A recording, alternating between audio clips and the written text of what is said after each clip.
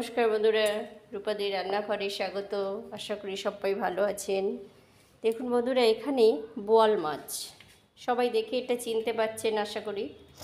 এখানে অনেক বড় বোয়াল মাছ ছিল বাজারে, সেখান থেকে আমার জন্য এসেছে 6 পিস। প্রায় বোয়াল মাছটার ওজন ছিল 3 কেজি মতন, সেখান থেকে আমার জন্য কিছু এসেছে। বোয়াল মাছ প্রচণ্ড ভাজার সময় ফাটে বন্ধুরা, একটা টিপস দিয়ে দিই। প্রথমে আমি দেব এখানে লবণ আর হলুদ, আর অবশ্যই এর সাথে দেব, যেহেতু এখানে আঁশবিহীন আর প্রচণ্ড ফাটে, তো আমি একটু এখানে সর্ষের তেল 1 চামচ দিয়ে এটাকে মেখে রেখে দেব। ভালো করে এটাকে তেল আর হলুদ নুন দিয়ে মাখবো, মেখে এটাকে আমি রাখবো। তারপরে 10 মিনিট পরে তারপরে আমি এটাকে ভাজবো। তাহলে বন্ধুরা, বোয়াল মাছটা সব সময় খেয়েছি, আমরা খেয়ে থাকি। আমার আগেও রেসিপি আছে বোয়াল মাছের, সেখানে কিন্তু বোয়াল মাছ আমি দেখেছি অনেক সময়। এখন প্রচণ্ড গরম, সেই গরমের জন্য বোয়ালটাকে আমি একদম রিচ করব না, আমি বানাবো দেখুন সবার উপযুক্ত হবে এমন একটা বোয়ালের রেসিপি বানাবো। তাহলে আমি মাছটা ভেজে নিই, চলুন দেখি। তেলটা গরম হয়ে গেছে।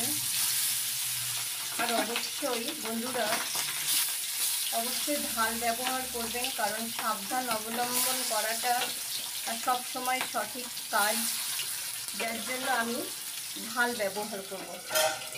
যদি হয় বাই চান্সের কথা ভেবে ঢাল। এটাই দেখুন বন্ধুরা, কালো সর্ষে আমি 1 চামচ নিয়েছি। কাঁচা লঙ্কা দিয়ে এটা বেটে নেব শিলে। আর এটার আমি কোনো খোসা রাখবো না, বাটার পরে আমি ছেঁকে শুধু জলটা নেব। তেল গরম হয়ে গেছে, সর্ষের তেল।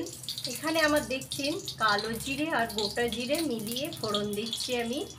এটাই দেব শুকনো লঙ্কা আর বোয়াল মাছ। তেজপাতা দেবেন, তাতে তেজপাতার একটা ভালো ফ্লেভার থাকে। আমি এখানে খুব সামান্য পেঁয়াজ ব্যবহার করব, আপনারা দিতে পারেন, না দিলেও কোনো অসুবিধা নেই। আমি একটু কিমা করা পেঁয়াজ দিলাম, না দিয়েও ভালো হয়। আমি এখানে কোনো টমেটো ব্যবহার করব না, যেহেতু আমি গরম মাথায় রেখে বেগুন দিয়ে বানাচ্ছি বলে বেগুনের সাথে আমি টমেটো দিই না, কারণ তাতে বেগুন চিটে হয়ে যায়, ভালো বয়েল হয় না। এখানে দেখুন বন্ধুরা, আমি আলুটা কিন্তু আমি ভেজে নিয়েছি দেখুন, কিন্তু বেগুনটা আমি ভাজিনি। ওই গরমের কথা মাথায় রেখে বেগুন পর্যন্ত তেল টানে, সেই জন্য আমি বেগুনটা কিভাবে ব্যবহার করছি ভিডিওটা দেখবেন। কিমা করে ব্যবহার করেছি, দিয়ে দিলাম এর মধ্যে। এখানে আমি দিয়ে দিচ্ছি ধনে জিরে গোলমরিচ।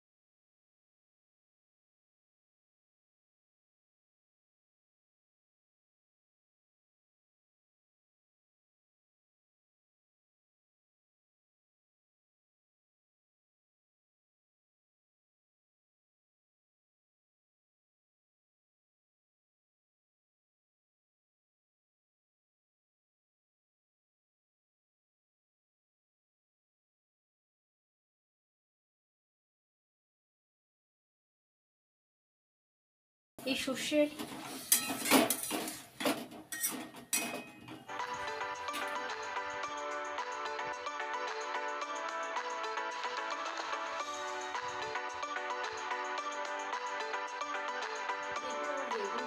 দেখুন একদম সিদ্ধ হয়ে গেছে দেখুন।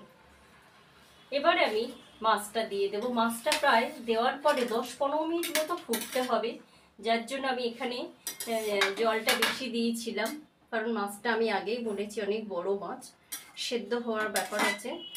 তাহলে সেদ্ধ হতে থাক বন্ধুরা। আমি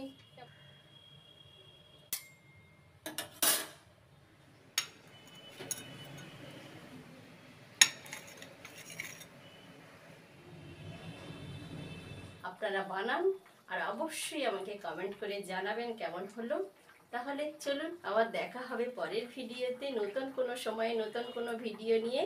আজকের মতো এখানে শেষ করছি।